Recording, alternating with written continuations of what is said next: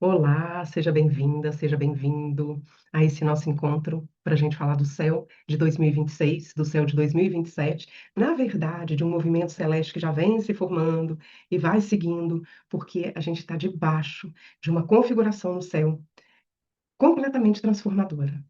O mundo que a gente conhece, em pouco tempo ele vai deixar de existir. Em pouco tempo, a gente não vai viver da maneira como a gente vive hoje. E essas transformações são fundamentadas pela inovação tecnológica, pela mudança de narrativa, pela diluição dos padrões de comportamento, de atitude, tudo isso vai mudar.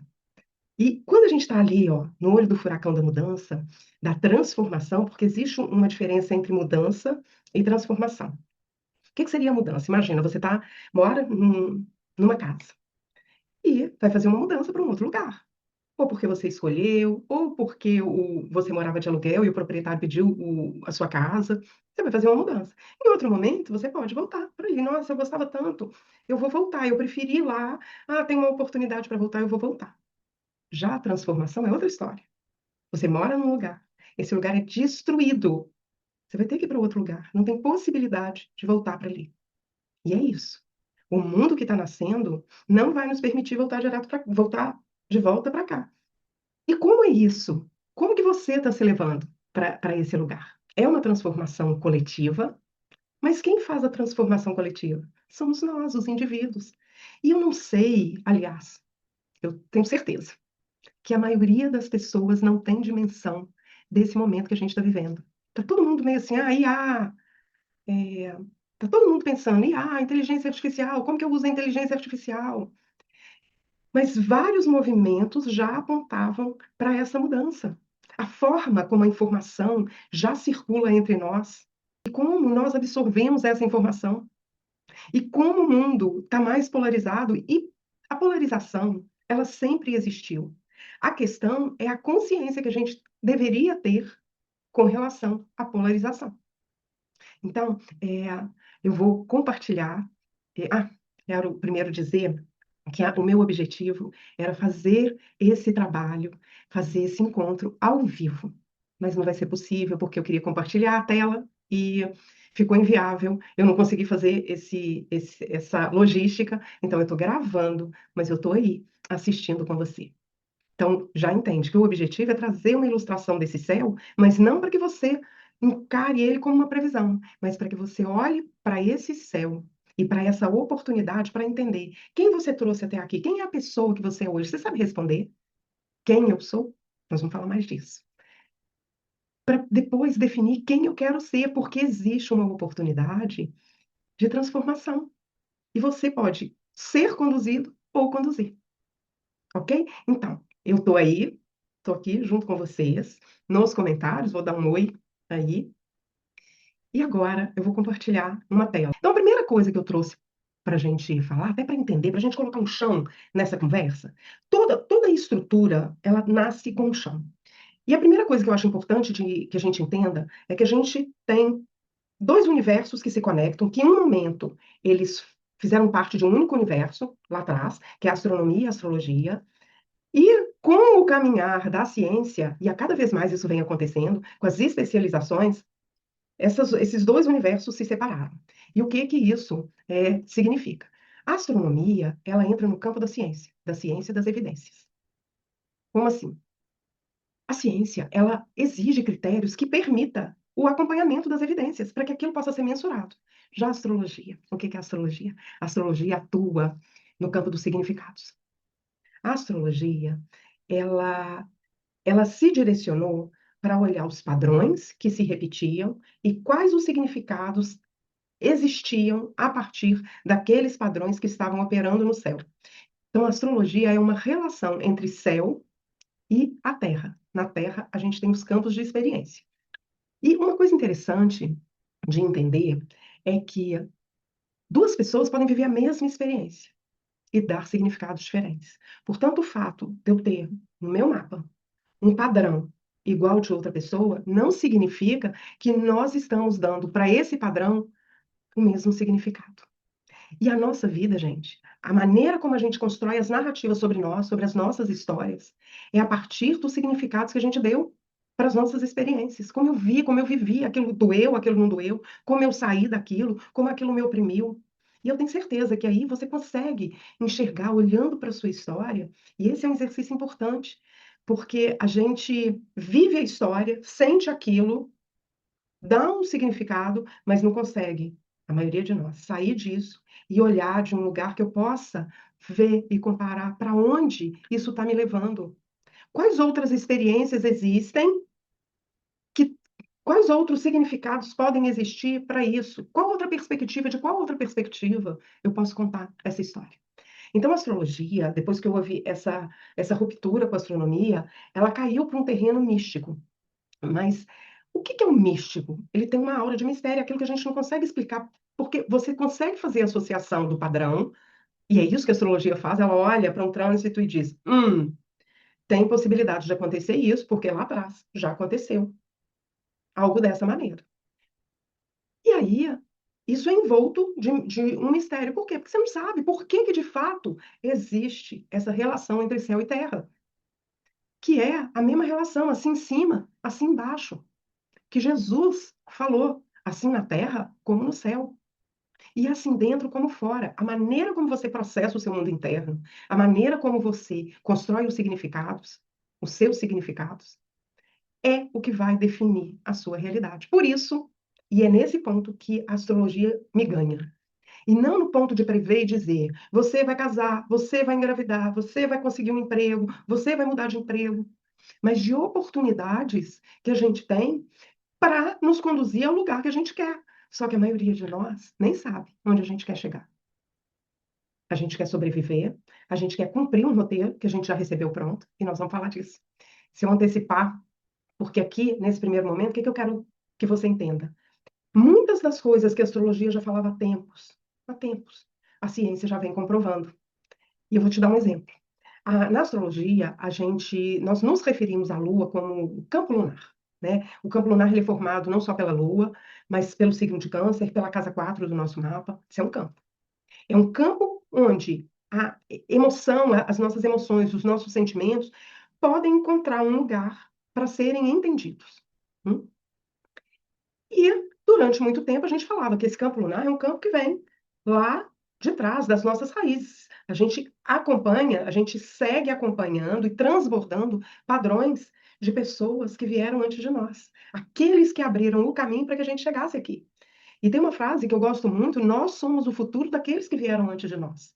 E esses que vieram antes de nós, muitas vezes, diante das experiências e dos significados que eles viveram, o que que eles queriam? Curar as suas dores, reparar, né, aquilo que foi muito desafiador, aquilo que eles viveram em opressão, e nós estamos aqui dando sentido a isso, dando sentido à história deles lá atrás. Hoje, através da ciência, a gente já sabe que a emoção não é um campo abstrato, ela acontece dentro, uma química disparada no nosso sistema nervoso quando você vive alguma experiência. E essa química que é disparada no nosso corpo, essa química hormonal que é disparada no nosso corpo, alcança todas as nossas células. E quando a sua mãe, por exemplo, estava sendo gestada pela sua avó, a sua mãe viveu lá, recebeu esse impacto emocional nas células dela. E ali, enquanto ela estava sendo gestada, ela já formou os óvulos dela, na verdade, os ovócitos. E esses ovócitos, essas células, isso ali viveu também as experiências da sua avó. Você entende como a gente vai trazendo, como a gente está emaranhado com as histórias dos nossos ancestrais? É aí. E é por isso que a gente repete padrões. O que que é? No momento que uma pessoa sente um medo, sente uma angústia, aquilo vai para o corpo inteiro. Né? Então, hoje a ciência já explica isso. Isso são memórias. Essas memórias estão no nosso corpo. O seu corpo reage a algo antes mesmo que a sua mente racional possa processar. Então, o corpo reage primeiro. Você almoçou, você tem um hábito de comer um doce. E entendeu que você não pode, que o açúcar te faz mal, e decide, não vou comer mais doce. Racionalmente, você decidiu isso. Só que você almoçou, o seu hábito depois do almoço era comer um docinho, o que que o seu corpo faz? automaticamente, depois do almoço, ele já pede, ele já espera, e você já vem, já dispara aquele desejo em você. E aí, você tem um tempo muito curto para seguir e escolher ir lá comer esse doce ou para dizer não para ele. Só que a gente age no automático, a maioria das vezes. Por quê? Porque nos falta consciência. E a ciência, ainda que está aí, uma coisa que a ciência ainda não conseguiu explicar. E a astrologia explica. A astrologia chama de mente, mente racional, cognitiva, aquela que conecta começo, meio e fim, ela chama de Mercúrio, do campo de Gêmeos. E a consciência? Que é essa parte observadora em nós, que tem a capacidade de observar, inclusive, a maneira como a gente pensa. A gente tem esse poder. Você usa. Você usa. Isso é consciência. E a ciência ainda não consegue explicar como é isso, né? Então, ok. O que que é a astrologia? Então, eu já disse que a astrologia é uma linguagem simbólica, ela é simbólica. Você tem a mesma experiência que eu, tá lá no seu mapa, um mesmo padrão, mas a maneira como você interpreta isso é com você. Por isso, é um risco muito grande quando a gente deixa na mão de um astrólogo, e isso é sério. Toda vez que a gente permite que alguém determine, fale com a gente de forma determinista que isso vai acontecer, determinada coisa vai acontecer, a gente está plantando uma crença, uma semente na psique daquela pessoa. Isso é sério. Então, uma leitura, um olhar, vamos falar assim, um olhar para o mapa, porque o mapa, ele conversa com a gente tem que escutar o que aquele mapa está dizendo. Mas a gente tem que escutar ele numa conversa entre a pessoa, as narrativas que ela conta da vida dela e aquilo que está no mapa. E é isso que é simbólico. O símbolo, ele cabe diversas interpretações. E um astrólogo, na medida em que ele entrega uma verdade, ele está levando a perspectiva dele da realidade. Entende? A astrologia, ela opera com a qualidade do tempo, de acordo com a qualidade do tempo. Então, a gente tem um céu hoje. Nós estamos num céu de lua crescente, cada planeta tem uma velocidade. Isso aqui não é uma aula de astrologia, e como eu disse, é só um chão, para que você possa entender. Então, aquilo que acontece, os planetas estão em constante movimento. Movimento onde? Para a astrologia, eles estão em movimento no cinturão zodiacal. Eles orbitam nesse cinturão, nessa roda zodiacal, alguns mais rápidos, outros mais lentos, outros muito lentos. E esse triângulo, essa cesta que se formou agora, vamos falar primeiro do triângulo, vou falar ali na frente. Ela é de planetas muito lentos, com a participação agora de um planeta lento, que é Júpiter. Ele leva um ano em cada ciclo. Já falei ali, né, que os padrões se repetem, e aí eles revelam experiências semelhantes. O nosso mapa natal é o mapa do momento em que a gente nasci, naquele lugar onde eu estava, pela latitude e longitude. Aqui da Terra, a gente olha para o céu e tira uma foto. Essa foto se espelha aqui na Terra. Só que os planetas, como eu disse, eles continuam movimentando e aí eles vão atravessando aquelas experiências, eles vão conversando com os planetas do nosso mapa. E é isso, é nisso que está a nossa possibilidade de evolução, de encaminhamento na vida. Bom, o mapa, o que a gente encontra no mapa de uma forma genérica? Tem mais? Tem. Mas a gente tem os signos não fazem nada. Os signos são a qualidade de algo que faz. Quem faz são os planetas, quem age são os planetas. Então, quando você fala, eu sou de câncer, eu sou de câncer. Você não está falando do signo. Você está falando que você tem um sol em câncer, porque no momento em que você nasceu, o sol estava transitando ali. Tem muita gente que não é de câncer, que tem muitos planetas, não tem o sol em câncer, e que não fala, eu sou de câncer, mas que tem muitos planetas ali, então tem uma energia lunar muito ativa, muita sensibilidade. Entende? Que não dá para falar assim, nossa, eu sou canceriano, eu não combino com ariano. Não dá, não dá, porque talvez você seja uma canceriana com uma prevalência ariana no seu mapa, certo? Casas, as casas são onde acontecem as experiências. E aspectos são as conversas entre os planetas. Só que todos esses elementos, eles conversam entre si.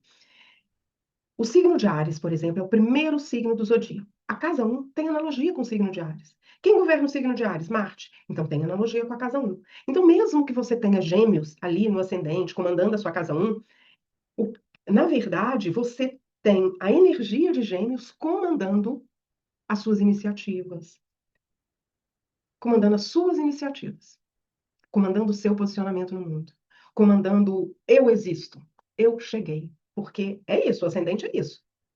Mesmo que eu estivesse sendo esperado, mesmo que eu estivesse sendo esperada, ali tem um momento de nascimento. E os aspectos, como eu disse, são a conversa entre eles. Vamos fechar isso aqui para não ficar. Como que esse céu te toca? Como que este céu te toca? Quem esse céu toca? Porque em você existem muitas versões. Tem essa pessoa que te trouxe até aqui, e essa pessoa é uma pessoa que foi tomando decisões ao longo da vida, e que essas decisões, essas escolhas de vida foram mudando a sua trajetória e te trouxeram até aqui hoje. A minha intenção, em hipótese alguma, é levantar a culpa, de jeito nenhum. Porque às vezes a gente olha lá para trás com arrependimento. Enquanto a gente deveria olhar para trás e, opa, eu estou aqui, hoje é um novo dia e eu tenho uma outra oportunidade para dar direcionamento para a vida que eu quero. Se até aqui eu não alcancei aquilo que eu queria, o que que hoje eu posso fazer? Será que eu tenho clareza de fato do que eu quero? Então, para ser mais rápido, a gente já começou, eu já falei um pouco ali para vocês do campo lunar. O que que é o campo lunar? É a vida que nos trouxe até aqui, é a maneira como a gente sente a vida, e isso está no nosso sistema nervoso. A família, o mundo, os nossos pais, os nossos cuidadores, eles têm um papel muito específico. O papel de nos educar, de trazer civilidade.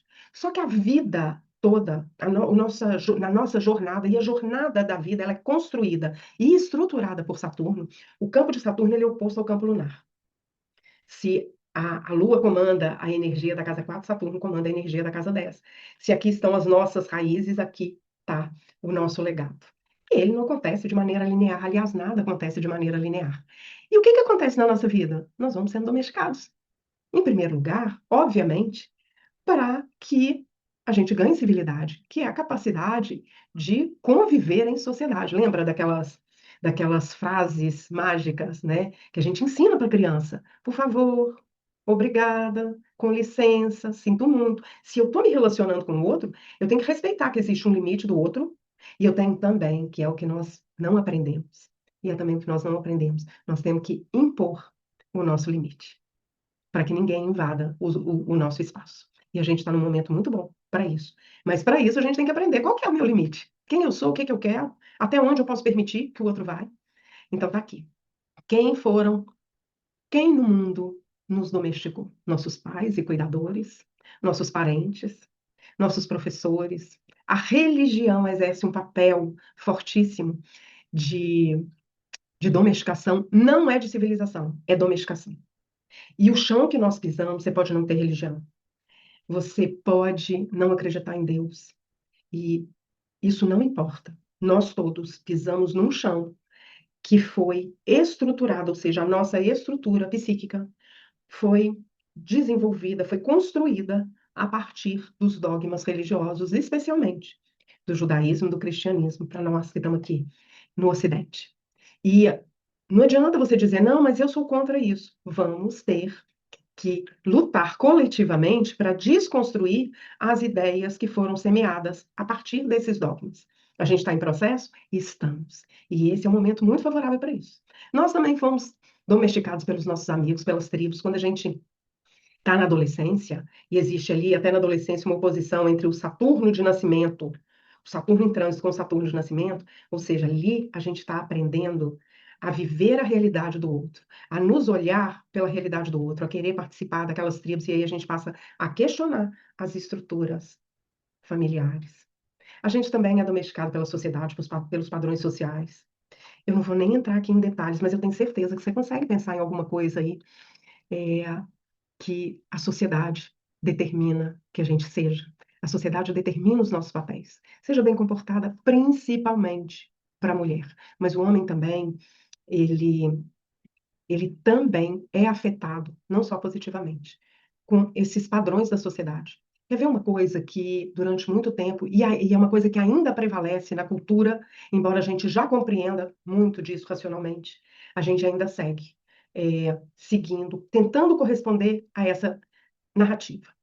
A narrativa relacionada às emoções. E Como eu vou falar logo lá na frente, vou contar um pouquinho da introdução do mito de Hércules, que é a fase dele antes dele iniciar os trabalhos, porque é isso que nos interessa aqui, quem que eu trouxe e o que que eu quero ser. Porque é o que eu quero ser do Hércules que levou ele aos 12 trabalhos. Mas a sociedade, durante muito tempo e ainda hoje, reprime tudo aquilo que vem de um lugar emocional. E eu não estou falando dos excessos emocionais, eu estou falando do sentir, que a gente aprendeu e entendeu que a gente deveria reprimir, porque eles nos atrapalham. Ao passo que, na verdade, o sentir é um sinal. É algo que o nosso corpo está querendo nos contar. Não significa que esse corpo esteja certo, ele pode ter aprendido de uma maneira equivocada, mas se a gente não olha, se a gente reprime, a gente não vai entender qual é a mensagem que o nosso corpo entende. E aquilo nos limita. Então, muitos de nós, mulheres e homens, fomos limitados por essa narrativa de que as emoções, que permitir que a gente escute as nossas emoções, permitir que as nossas emoções venham à tona, seja um erro. A gente foi e é domesticada pelos nossos relacionamentos, tanto afetivos como de sociedade. A gente é domesticada pelo trabalho, pela organização estrutural da nossa profissão, pelas leis que vigoram no nosso país, no mundo. Tudo isso vai nos conduzindo. São caixas em que a gente vai entrando. E muitas delas, talvez, não tenham sentido. Talvez não tenham sentido mais no mundo de hoje. Mas a gente não questiona. A maioria não questiona.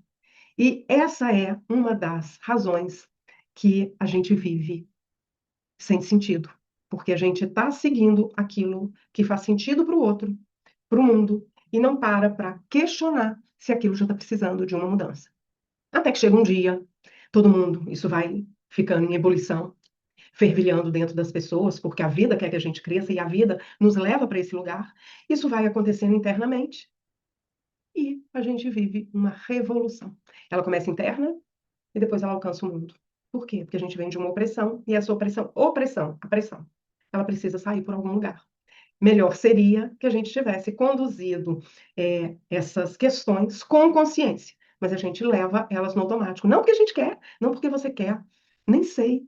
Você até podia me contar aqui como, se você já é uma pessoa que consegue se observar e ter consciência da maneira que você pensa, da maneira como você sente, da maneira como você se comporta em virtude disso. Porque a maioria das pessoas não tem. A maioria de nós vive no automático e reage à vida no automático. Acha que na hora que está sentindo uma angústia, um mal-estar, alguma coisa, é uma intuição de algo que vai acontecer. E não é. É um sintoma de algo que o seu corpo aprendeu a interpretar, é uma linguagem. E aí, vamos falar, então, do nosso campo solar, que é sobre isso. É o eu sou. Você já deve ter ouvido falar essa expressão eu sou, e ela é importante, muito importante. E o que que nós esquecemos através dela? Porque a gente usa ela de uma maneira muito vulgar. Só que ela carrega o nome de Deus, e eu não estou falando de religião. Eu estou falando de um poder, que na hora que você nasceu, antes de nascer, você só era conduzida pela, pela biologia, pelas questões biológicas da sua mãe, foi formada ali pela concepção entre pai e mãe. E ali, enquanto você estava lá dentro, que não é um lugar tão gostosinho assim, você já entendeu? Se sua mãe vivia estresse, você também sentia. Então, o útero não é o melhor lugar do mundo, mas era um lugar confortável, onde você não precisava respirar, onde você não precisava se alimentar. E quando você nasce com um sistema nervoso totalmente imaturo.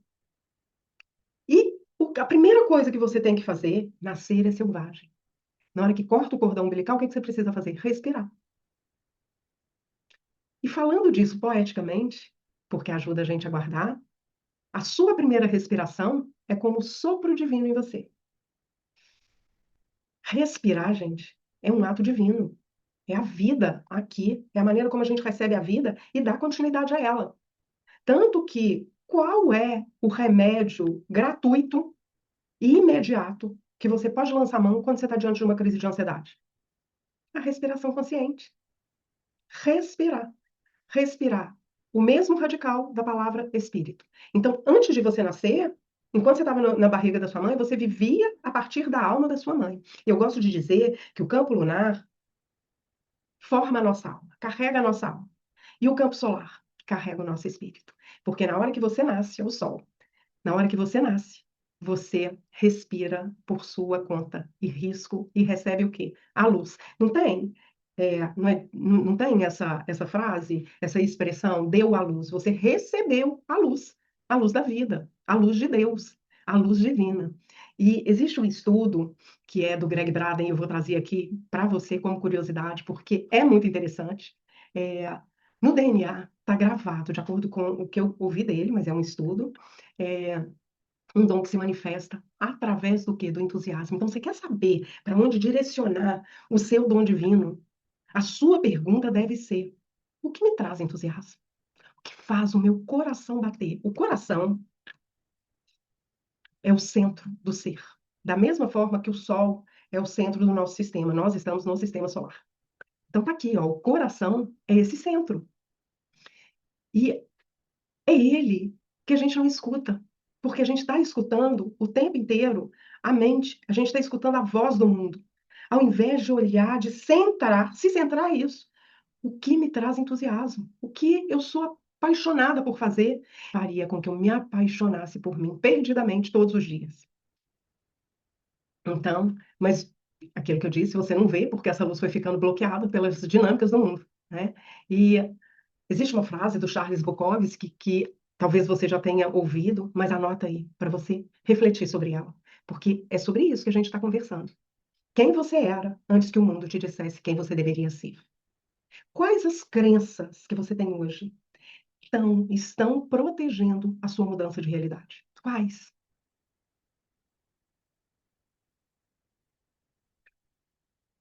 De acordo com o Greg Braden, que era isso que eu queria falar, o nome de Deus ele está inscrito no DNA através, olha bem, uma coisa bem parecida com a numerologia, e a fonte é a numerologia cabalística.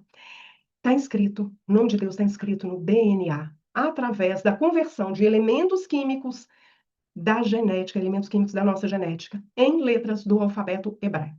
Os quatro elementos básicos que compõem o nosso DNA são hidrogênio, nitrogênio, oxigênio e carbono.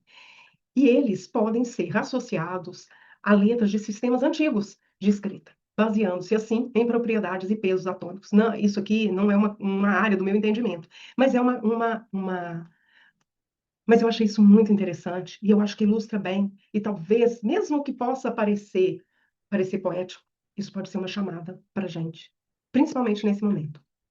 Então, em textos antigos, as letras também possuem valores numéricos. E o Braden relaciona essa proporção desses elementos no DNA à sequência de números hebraicos: 10, 5, 6 e 5. Os textos, eu queria trazer isso, por isso que eu coloquei aqui para não esquecer. Os textos bíblicos, eles são simbólicos e eles guardam os mistérios da nossa origem. Podem guardar. A gente tem um gap na narrativa da nossa história. Imagina, durante muito tempo nós fomos um animal franzino, vivendo no meio da selva, tendo que o tempo inteiro tá fugindo, correndo, amedrontado, ficando paralisado diante de animais infinitamente maiores, como leões. Imagina, durante muito tempo, a gente viveu a maior parte da história da humanidade, a gente viveu na selva,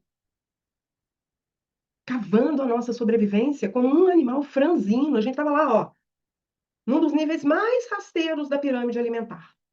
E um belo dia, a gente acorda e a gente se tornou o comandante dessa cadeia alimentar, simplesmente porque nós recebemos o dom do discernimento, o dom da cognição, o dom da inteligência.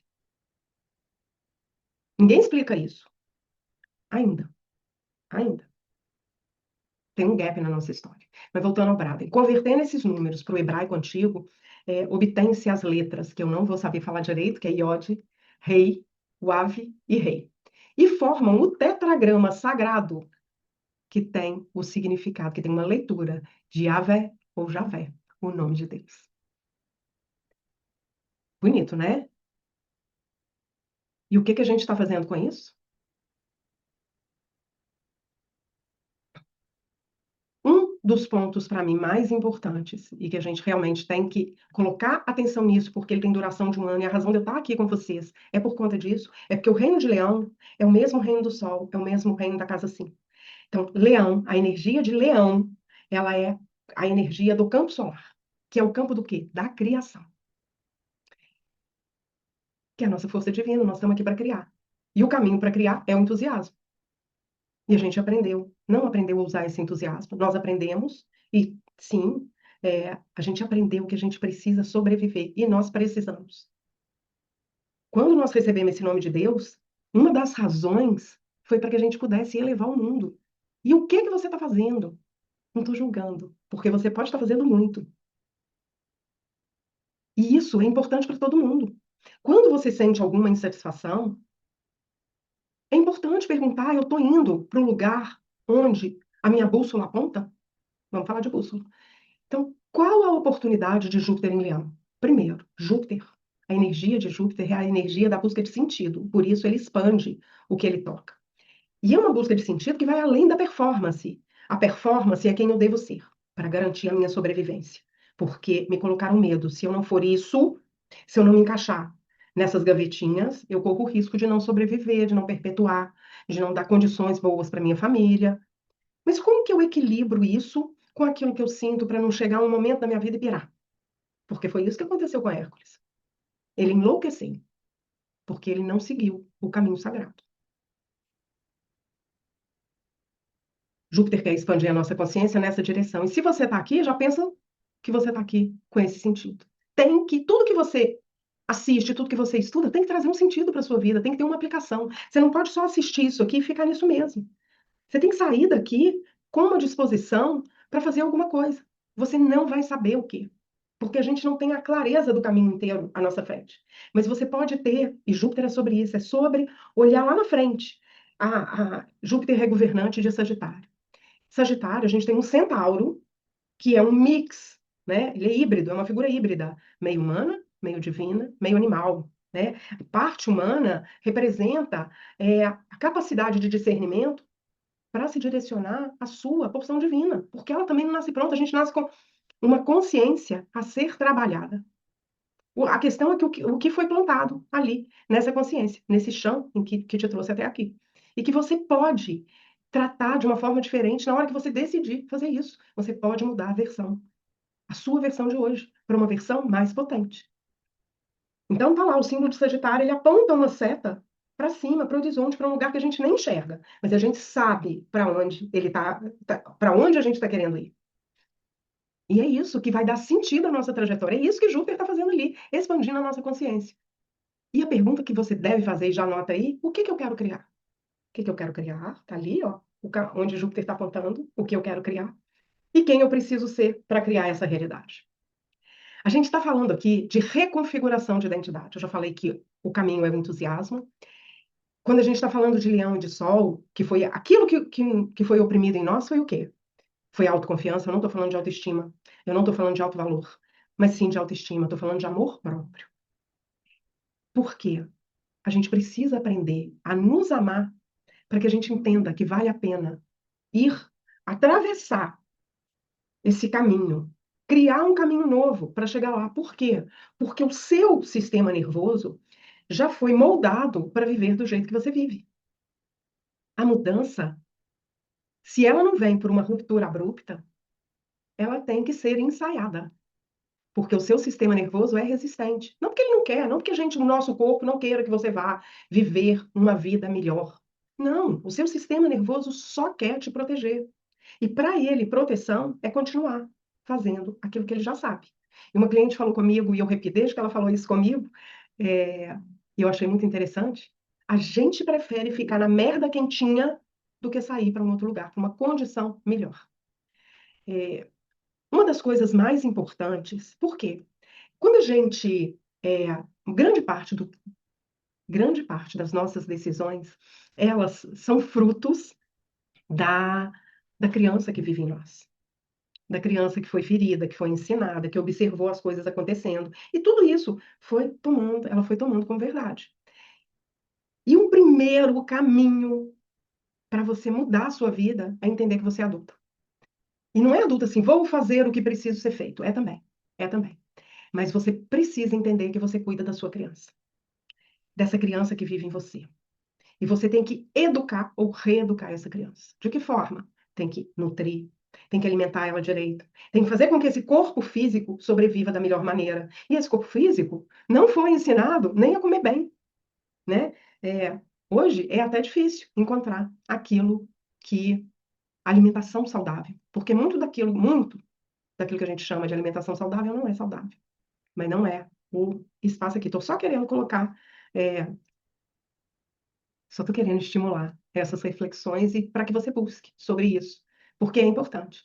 A gente precisa ensinar a nossa criança, ensinar você a observar o seu sentir e a questionar os significados que você dá para ele, antes de reagir, a entender em que você está emaranhada. E às vezes, para isso, é preciso sustentar o desconforto e não ir buscar o alívio daquilo que está te abafando no momento. É deixar a poeira baixar e tentar entender por que eu estou sentindo isso que eu estou sentindo. Por que que aquela pessoa me tirou do sério?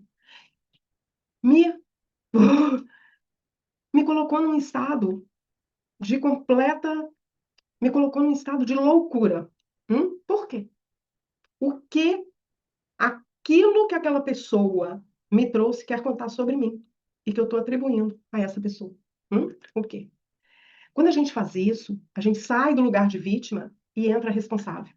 E a gente não foi ensinado a isso. Tanto que a gente reclama muito, muito. A gente reclama do que está acontecendo, a gente reclama do que está acontecendo no mundo, do que está acontecendo na nossa vida.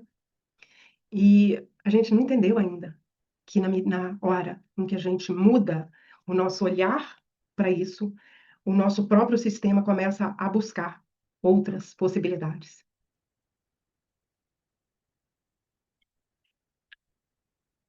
A gente precisa cuidar da nossa mente, alimentar, a, nos alimentar com informações relevantes. E não ficar ali, ó, scrollando, sem direcionamento. Saiu uma pesquisa agora que diz que a gente acaba fundamentando mais crenças quando a gente vê um conteúdo repetido de diversas formas, a gente começa a entender, então é isso. Você viu uma vez, viu duas, viu três, quatro, cinco, pronto.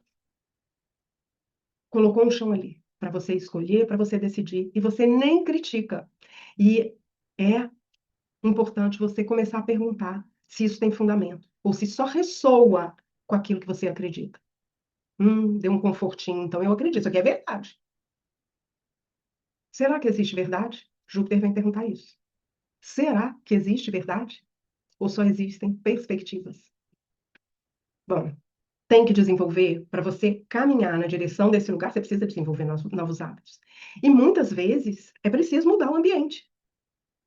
Eu, vou falar de mim, precisei mudar meus hábitos. Falar um outro. Eu fui fumante durante muito tempo na minha vida.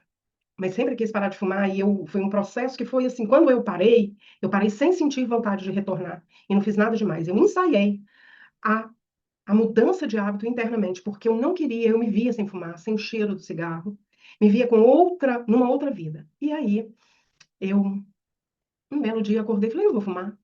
E nunca mais senti vontade de fumar. Porém, eu sabia que eu vivia num ambiente de fumantes, me relacionando. O que que eu tive que fazer? Eu saí por um tempo. Não é que eu me desliguei, mas eu me movi para um outro ambiente, para que aquele processo não me estimulasse a voltar a fumar. Porque a gente tem que dizer, e isso serve para tudo, para todos os nossos hábitos, não aqueles apenas que se referem aos grandes vícios que são questionados moralmente, mas o seu próprio estado de ser é um vício, o vício de ser quem você é. E quando você quer mudar esse estado, você precisa criar um ambiente para isso. Por quê? Porque senão existe uma tendência de você voltar.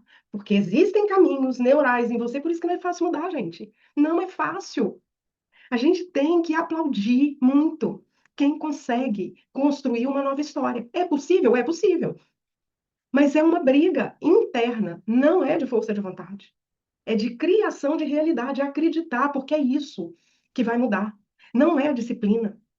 Não é aquilo que você vai fazer com constância, com consistência. Isso está na energia de Saturno. Esse mundo que você está vendo lá, lógico que você vai precisar se manter neste caminho. Mas isso que vai te fazer manter, o que vai te fazer se manter nesse caminho, e indo abrindo, dando um passo de cada vez, encontrando o chão ali de baixo, é o que você enxergou lá na frente. É o que você viu lá na frente. É isso que nos muda, é isso que nos transforma. Na hora que você vai cuidar dessa criança, você vai ter que ser paciente porque ela vai voltar atrás. E você não pode desistir porque você voltou atrás.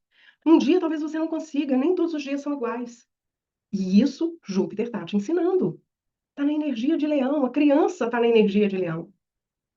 A alegria de ser, de viver, está na energia de leão. Então, é preciso estimular tudo isso e a gente estimula como? A criança que é bem acolhida, a criança que é bem cuidada, ela sente mais prazer e ela é estimulada a seguir o caminho que ela quer. O caminho dos seus dons, dos seus talentos. O mapa é cheio de talentos, mas o maior de todos está na energia de leão. E não é no lugar onde o leão, simplesmente o lugar onde o leão está, o lugar onde o sol está, porque sim, existe uma conversa que facilita compreender isso na leitura do nosso mapa, facilita com que a gente siga na direção daquilo que a gente veio fazer, daquilo que a gente veio ser. Porém, o medo da sobrevivência nos tira desse caminho. Cansei de ter conversa sobre mapa, em que a gente fala sobre aquela luz, aquela coisa que pulsa, a pessoa reconhece, mas ela não dá conta, porque a pressão do mundo puxa ela para aquele lugar, para retornar para aquele lugar. E é por isso que a gente tem que ter um método, que nos ajude a seguir para onde a gente quer ir. É, você faz também, lembra que eu falei, não é só isso, porque a gente escuta muito. Ser adulto é fazer o que precisa fazer. É também. Mas não pode ser o fazer a serviço de quem que eu estou fazendo o que precisa ser feito.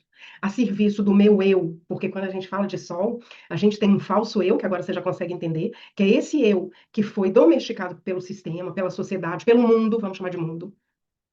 E tem esse eu que ainda está aprisionado pelas dinâmicas do mundo. Esse eu é o eu que você agora está tendo a oportunidade de colocar para fora, de fazer brilhar, com a expansão de Júpiter no reino de Leão.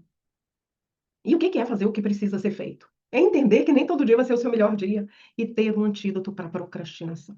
Não vou entrar no que é procrastinação, mas a maioria de nós procrastina. E procrastina por quê? Essencialmente tem um pilar da procrastinação, mas tem outros que sustentam esse pilar, que é a nossa necessidade de já fazer com perfeição.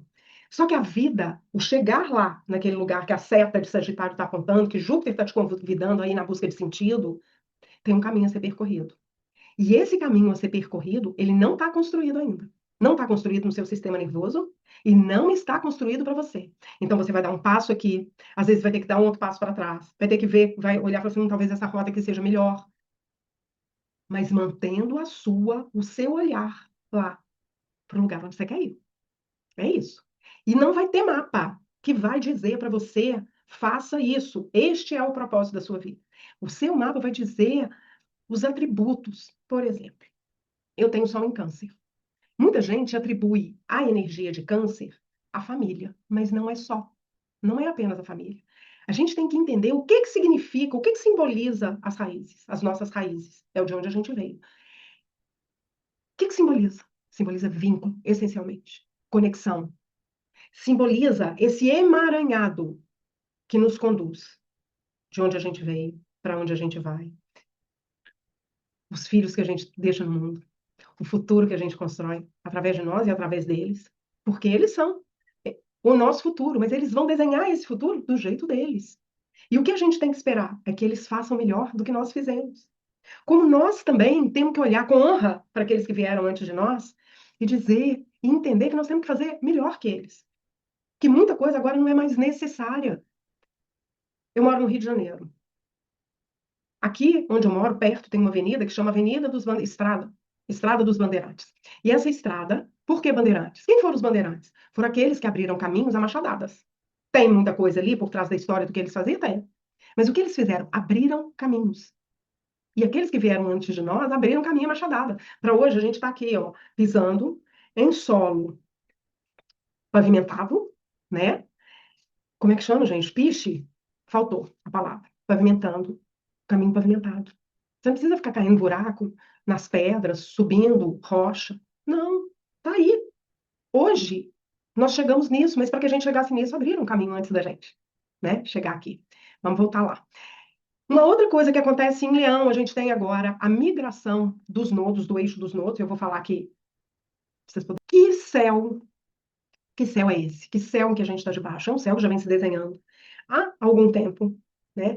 E ele, no ano passado, desde o ano passado, essa estrutura desse triângulo entre planetas lentos, super lentos, que é Plutão, em Aquário, Netuno em Áries e Urano em Gêmeos, formando um pequeno triângulo. Esse triângulo é um triângulo. Eu não quero explicar a astrologia aqui para vocês, eu quero explicar o sentido. O triângulo é um aspecto muito favorável. Agora, o ser favorável não quer dizer que não seja necessário ruptura. E aí, o que que acontece? Não é o ser favorável não quer dizer que a gente não vai passar pelas questões inerentes a um processo de transformação. Então, a transformação, você já entendeu, até porque internamente é um processo desafiador. É, Então, os planetas, primeira coisa para entender, os planetas são forças vivas em você, eles não estão só no céu. Aquele planeta que está transitando no céu, ele conversa internamente. E cada planeta é como se fosse uma função psíquica, e essas funções operam todas juntas e misturadas, não são fragmentadas. Para a gente entender, é que a gente pensa e explica. Então, planetas são forças vivas dentro de nós, são funções psíquicas. Júpiter em Leão, já falei um pouco dele ali, mas vamos entender um pouco mais. Ai,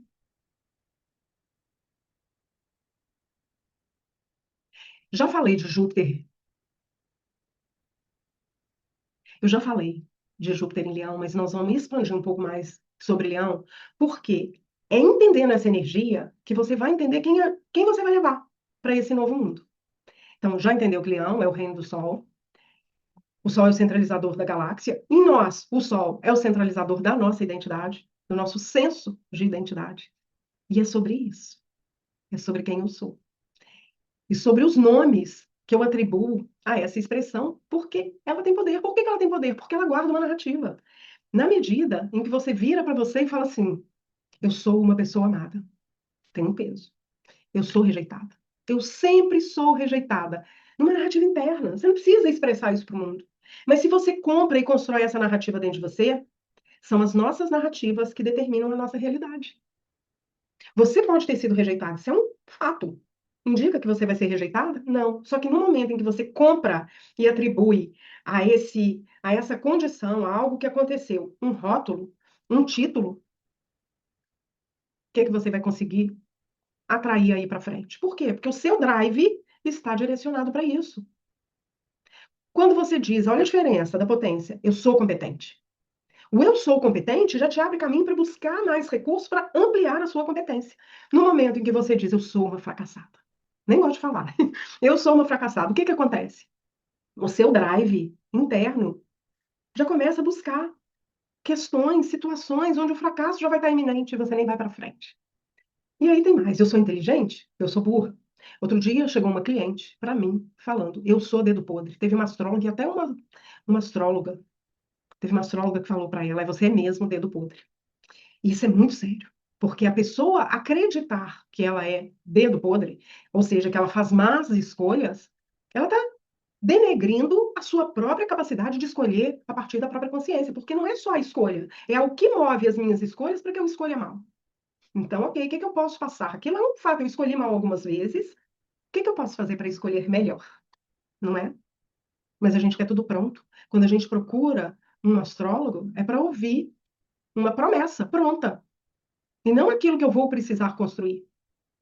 Já ouvi também de cliente, eu estou colocando coisas aqui que eu escuto muito de clientes, e em que a gente precisa fazer um trabalho para modificar essa construção interna. Eu sou azarada. Teve uma que disse: eu sou feia, sou gorda, nunca consegui emagrecer e por isso eu nunca fui escolhida. Minha dor é nunca ter sido escolhida. Onde que você acha que começou o problema dessa construção? Na ideia de que ela teria que ser escolhida. Porque essa é uma ideia que está no chão que a gente pisa, no chão onde a gente constrói, em que a gente constrói as nossas estruturas e as narrativas. E não vai mudar, não vai mudar da noite para o dia. Se a gente não se conscientizar disso e fazer um trabalho forte, ensinando, inclusive, as nossas crianças, as nossas adolescentes, que elas não precisam ser escolhidas, elas precisam ser quem elas são, o melhor que elas puderem ser, para elas, na direção daquilo que elas querem. Porque com isso, elas vão se associar com pessoas que têm a mesma busca na vida. E aí a coisa fica mais legal. Aí sim que a coisa acontece. Esse teria que ser o caminho. Outra que me disse: eu sou pobre. Eu nunca consegui ter boas oportunidades. E eu entendo. Porque é mais difícil mesmo. Mas no momento em que ela diz eu sou pobre, ela não está buscando criar, ela não está buscando criar um drive que direcione ela a buscar outras possibilidades. Ela já tomou aquilo como certo. Aquilo é o chão que ela pisa. E vai ser o chão que ela pisa. Mas como ela pode mudar isso? Quando a gente muda. Para mudar, tem que acordar. Para mudar, tem que acordar. E entender que não vai encontrar pronto. Como a gente potencializa? Desenvolvendo a nossa autoconfiança. E autoconfiança não vem. Você acorda um dia, hoje eu serei autoconfiante. Não. Você vai ter que testar. Aprendeu um pouco, você vai lá e implementa. Ai, não deu certo, eu tento tanto e não dá certo. Não tentou do jeito certo. Tenta por outro caminho. Tenta de outra forma. Na medida em que você consegue caminhar, consegue ter um resultado, você amplia essa autoconfiança. E a alegria você tem que reforçar. Reforçar que você conseguiu. Esse é o ganho. Eu reforço. Eu fui lá e consegui, deu certo, eu consegui por mim. E aí você desenvolve. Você começa a desenvolver o amor próprio e abre o seu campo de criatividade, porque o campo de leão é o que guarda o nosso poder criador. Você entendeu que eu não estou nem falando de céu, eu estou falando de você, mas estou usando a astrologia para isso? E que a astrologia tem uma potência, apresenta para a gente um mapa agora, potencial de crescimento? Sim. Pode ser que alguns planetas mais tensos estejam tocando pontos sensíveis no seu mapa? Sim. Pode ser. E que esse processo seja um pouco mais desafiador? Sim. Mas pode ser também um catalisador de uma mudança de algo que você já vem processando na sua própria vida há muito tempo. Então, o que eu quero com isso dizer para vocês? A gente precisa aproveitar essa oportunidade, porque a sincronicidade existe, a gente é que não percebe. O que é sincronicidade? São as coincidências entre a sincronicidade na astrologia, são as coincidências entre o que acontece no céu externo, no nosso céu interno, na nossa vida. Muitas vezes, a vivência no plano físico, ela acontece depois. Mas a sincronicidade já está acontecendo no mundo interno, aquilo que você compreendeu, aquilo que você entendeu, pronto, qual tem a ver com o céu. Leão, ele expande tanto a nossa ideia. O que a gente tem que tomar cuidado? É isso que eu queria dizer. O que a gente tem que tomar cuidado? Porque você pode continuar vivendo como esse falso eu. Aliás, a maioria das pessoas vai continuar vivendo. Não vai aproveitar, não vai se conscientizar. Ela vai ser levada pelas transformações do mundo. Foi assim que aconteceu, sempre. Se você está aqui, eu acredito que você quer fazer esse movimento de mudança. Mas, independente disso, Júpiter está em Leão, atuando nesse campo criador. Então, ele tanto pode expandir a sua identidade, forjada por esse falso eu, moldado pelo mundo, como pode expandir a sua identidade divina. Essa que você tem que colocar para fora. Exige de você o desenvolvimento da sua consciência. E é isso que Júpiter está fazendo. Nem todo mundo vai aproveitar. E olha que interessante, vamos entender o que é nodo. O que são os nodos? São pontos virtuais no céu. Então, para entender, né? Os planetas, eu já falei, os planetas circulam em órbitas, e a gente tem a órbita da Lua e a gente tem a órbita do Sol. E eu vou contar de um jeito para você que você nunca mais vai esquecer. Eu já falei que a Lua carrega a alma, e o Sol carrega o divino, o espírito. O nodo é um nó de cruzamento entre a órbita do Sol e a órbita da Lua, entre os anseios da nossa alma e os anseios do nosso espírito. Então, o nodo norte significa um ponto de direcionamento, uma bússola. Norte, para onde eu aponto? Você tem um nodo norte no seu mapa. O nodo norte não significa que você vai chegar e alcançar aquele lugar, que você tem que ficar obstinada, mas você tem que olhar para aquilo como um caminho de expansão para você, de crescimento. E o nodo sul significa algo que eu tenho que trabalhar, diluir. Significa algo que eu preciso trabalhar, diluir, desconstruir, para que eu possa me dirigir para esse lugar. Então, a gente está aqui, o eixo nodal, ele ainda está no eixo Virgem, Peixes, Peixes, né? O nodo norte está em Peixes, e o nodo sul em Virgem, e ele está migrando agora para o eixo Aquário, Leão, no dia 26 de julho. Então, o nodo norte vai para Aquário. O que Aquário nos convida? Aquário fala de inovação tecnológica, fala de futuro, fala do mundo que a gente idealiza, que a gente quer viver. O signo oposto de Aquário é Leão, é onde mora a nossa identidade. Quem eu sou que ajuda a construir esse mundo que eu quero viver? Aquário está no coletivo, Leão está no eixo, está numa parte individual, no campo individual, no eu. Aqui está no nós, aqui somos nós. É o lugar onde eu encontro as pessoas que querem construir um mundo da mesma forma que eu, que têm os mesmos ideais. É onde nós juntamos aquilo que nós estamos criando individualmente para juntos criar um mundo novo. Então, olha que interessante, temos que apontar a nossa bússola para esse lugar. Só que quem governa Aquário é Urano. Do jeito que o mundo está, isso acontece sempre. A gente, para que a gente possa criar um novo mundo, a gente precisa romper com o mundo velho, com o antigo, com as velhas certezas. E aí a gente tem Urano fazendo esse trabalho ao redor do zodíaco para romper com aquilo que está velho. E agora, Urano está ali, ó, conduzindo Aquário de onde? De Gêmeos, que trata de informação, que trata de narrativa, que trata de como essa informação circula. E é isso que está mudando. Pelos meios digitais, pela inteligência artificial, mas não vai ficar só nisso, porque o Urano acabou de entrar. Nós acabamos de entrar nesse movimento. Então, tudo isso que a gente está vendo é só o berço do que vem pela frente. Em termos mais profundos, a gente está falando de mudança de narrativa. É isso que o Urano está fazendo. Mudança de narrativa interna. Porque Gêmeos fala da mentalidade de cada um. Eu poderia ficar aqui horas conversando sobre isso e fazendo as ligações. A gente está nesse momento com. Então, Urano está ali, em Então, Urano está ali em Gêmeos. Quem governa Gêmeos? Mercúrio. Mercúrio esteve retrógrado onde? Em Câncer. Até amanhã, dia 23 de julho. O que ele estava fazendo em Câncer?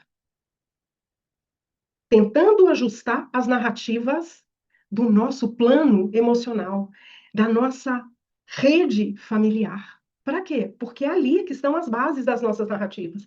Se você não aproveitou este momento para trazer uma nova compreensão, olhar para a sua história, porque é isso, olhar para a nossa história de uma outra perspectiva, você está perdendo tempo. Só que Mercúrio transitou, ele chega amanhã lá, no último ponto, e ele vai ficar estacionado alguns dias, no grau 15 de Câncer. E ele vai voltar e vai fazer o caminho de volta. Você ainda tem tempo de olhar para essas histórias e começar a contar essas histórias de uma outra maneira. E não tem possibilidade de alguém te dizer, chegar para você e falar, conte diferente. Você que tem que ver que histórias são essas e como você precisa contar essas histórias diferentes. Como que você tem que contar? Então, ok. A gente tem o Nodo Sul em Leão, que está pedindo uma reconfiguração da nossa identidade. Entendeu? Que o Nodo Sul é aquilo que eu preciso deixar ir. Eu preciso deixar ir esses velhos papéis, que na verdade a gente está falando de papéis que eu interpreto. A maneira como eu interpreto esses papéis. Eles estão fazendo sentido? Essa é a hora que a vida. O nodo, eles ficam 1 ano e meio em um eixo. O eixo nodal, ele muda a cada ano e meio. Então, a gente ainda vai ter um tempo aqui, até o início de 2028, para recalibrar a nossa direção. A direção do quê? Da nossa alma coletiva, porque isso está acontecendo para todo mundo. Direcionamento da nossa alma para um futuro que valha, que seja o que Aquário fala disso, de fraternidade, de equidade. Equidade não é igual para todo mundo, não. Não é sobre isso. É sobre cada um poder ser aquilo que veio ser, encontrar sua tribo, e entregar e construir esse mundo em que você acredita. O eixo nodal, ele é responsável pelo posicionamento dos eclipses. E eu queria fazer isso agora, exatamente porque a gente vai ter 2 eclipses agora. Um no dia 12 de agosto, solar, um eclipse total, não vai ser visto do Brasil. E no dia 28 de agosto, um eclipse lunar parcial em Peixes. Por quê? Porque a gente ainda está saindo, está nessa transição do eixo Virgem-Peixes para o eixo é, Aquário-Leão. O que eclipse significa? Ausência de luz. Por um instante, a luz é apagada. E a gente é obrigado a olhar no escuro. Então, o eclipse é um momento, é uma oportunidade de redirecionamento, mas para quem faz o dever de casa, que é o quê? Olhar para dentro. Porque quando a luz falta, você não enxerga fora. Você tem que enxergar, entender dentro. É como se estivesse tateando o mundo aí fora. E é isso que acontece. É um instante que acontece. Mas como é simbólico, e a gente está falando de simbólico, né? Qual o significado? Como a gente pode interpretar é, o eclipse? ok? O que mais que acontece? A gente já falou, vamos falar só um pouquinho aqui. O que é a energia de Plutão? Qual que é a dinâmica de Plutão? A dinâmica de Plutão é a transformação. E essa transformação é aquilo que eu falei lá do prédio que caiu. Não é uma mudança. Você pode até pegar os entulhos daquela casa que caiu e reconstruir uma outra coisa. Nunca vai ser igual. Não vai ser igual. Quer ver outra coisa? Eu fui dona de confeitaria durante um bom tempo. E para fazer um brigadeiro, você tem o leite condensado, você tem o chocolate, você tem manteiga, pelo menos isso. E você, o que que você faz? Você mistura esses ingredientes. Mistura, aquece no fogo, aquece, porque o elemento alquímico, no caso, é o fogo, e dali você vai ter um outro produto. Dentro desse produto, continua tendo leite condensado, açúcar, continua tendo chocolate, continua tendo manteiga, né, que é a gordura, continua tendo tudo ali. Mas a manteiga que existia não está mais. O chocolate que era ali não existe mais. Existe um produto que veio daquilo. Então é uma fusão. A energia de Plutão, ela funde. Mas tem muito mais a dizer de Plutão. Plutão guarda uma complexidade, porque além de tudo, ele é quem acessa o porão da nossa alma. Ele que acessa o nosso porão. E ele vai lá e puxa tudo aquilo que a gente foi guardando ao longo da vida. Ele vai lá e puxa, vez ou outra, e revela algo para que a gente possa transformar. Por quê? Porque são esses entulhos que a gente fica. Plutão está associado ao campo de Escorpião. Ele é o governante de Escorpião, junto com Marte. Ele está lá. Ele vai lá e busca, vez ou outra, aquilo que está impedindo que o nosso brilho pessoal venha à tona. Então, ele faz esse trabalho de limpeza. A dinâmica de Plutão é essa: transformar o lixo em luxo. E o que está ativo em Plutão agora? Primeiro, ele está fazendo uma oposição em Júpiter, que é essa semana. Porque Plutão é muito lento. Ele vai permanecer, ele está retrógrado até, então Plutão está andando para trás e Júpiter andando para frente. Plutão vai permanecer ali ainda um bom tempo, porque ele é muito lento. Ele vai ficar em Aquário até 2043. Júpiter fica no signo oposto só um ano, ele sai em julho do ano que vem. Então ele é um planeta lento, relativamente lento, mas infinitamente mais rápido que Plutão. Então, na hora que eles se encontram, né, e se encontram num confronto, Júpiter pergunta: o que está aí, ó? Olha aí, o que está aí? Acumulado, que eu preciso tirar, que eu preciso limpar, que eu preciso purgar para que eu possa criar uma nova identidade. É isso. O Sol também chega, já está fazendo uma oposição, ainda não está exata, mas ela vai fazer até o final de semana uma oposição exata com Plutão. Então, para muita gente, principalmente quem tem força ativa, né, nesses pontos, pode sentir que nesse momento está sendo ativado algo da própria identidade. É, como se tivesse um olhar realmente para suas próprias sombras. É assim, a Plutão vai expor as sombras do eu. Vai nos convidar para esse mundo interno profundo, para ir lá visitar o porão da alma. E ele está ativando esse pequeno triângulo. Porque tem um astrólogo que fez uma previsão muito otimista, e foi um astrólogo que estudava ciclos astrológicos, e como tudo na vida opera em ciclos, né? A gente tem os ciclos geológicos, os ciclos da Terra, os ciclos econômicos, é assim, tudo opera em ciclo. Você opera em ciclos, né? Qual ciclo você está vivendo? Então, agora, nós, enquanto humanidade, estamos entrando num ciclo próspero. E por isso é importante que você veja como esse ciclo te toca. Como você vai viver esse ciclo, porque ele está acontecendo aí dentro de você também. E ele envolve, mais uma vez, os planetas muito lentos. Que o outro é Netuno em Áries. Qual que é a dinâmica de Netuno em Áries? Netuno dilui, inspira. Ele tem várias dinâmicas. Mas essas eu acho que são. Não dá para a gente falar de tudo. Mas agora eu acho que é interessante a gente olhar para isso. Como ele está em Áries, um signo de iniciativa, do eu existo, eu quero ir, dando poder a essa sua existência, fazendo valer a sua existência, coletivamente, ele está ali diluindo atitudes, comportamentos que não são mais, é, não tem sentido mais. Comportamentos que estão na contramão da nossa evolução, estão nos mantendo aprisionados. E ao mesmo tempo, ele está nos inspirando a buscar as respostas, inclusive esse divino em nós. Ele fortalece esse eu sou. a confiar. Só que a ação de Netuno é um pouco não, ela é bastante nevoada. Não dá para você enxergar com clareza. Você não ouve, você não consegue enxergar fora. Você só consegue enxergar dentro, com o seu silêncio, com momentos de introspecção. O que está ativo agora? E é uma coisa super importante, que foi um marco muito importante, inclusive aconteceu nesse ano, que foi o encontro de Saturno e Netuno no grau zero de Áries. Saturno representa as estruturas do mundo. É isso. A estruturação do mundo, da sociedade, as hierarquias e tudo mais. Aquilo que a gente acredita que tem que ser, como a gente acredita que tem que funcionar. E eu já falei o que é Áries. Na hora que eles se encontram, Netuno e Saturno se encontram neste lugar, no ponto zero, que é do início do zodíaco. É lógico que o zodíaco é um círculo, não tem começo nem fim. Mas existe um marco zero, que é o ponto vernal, é a primavera, é o plantio de um novo mundo. Aconteceu nesse ano. A gente não enxerga ele. A gente não consegue enxergar, mas a gente sabe que algo está mudando. Se você sabe, eu sei. E Netuno está. Aqui, ó, peraí. Essa semana ele está fazendo um trígono com Júpiter.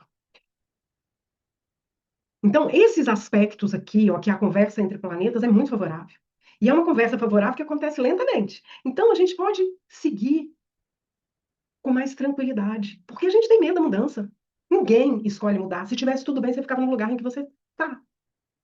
E agora, o que é favorável é isso. Nós podemos ousar, que vai ser mais fácil encontrar correspondência no mundo. Vamos lá.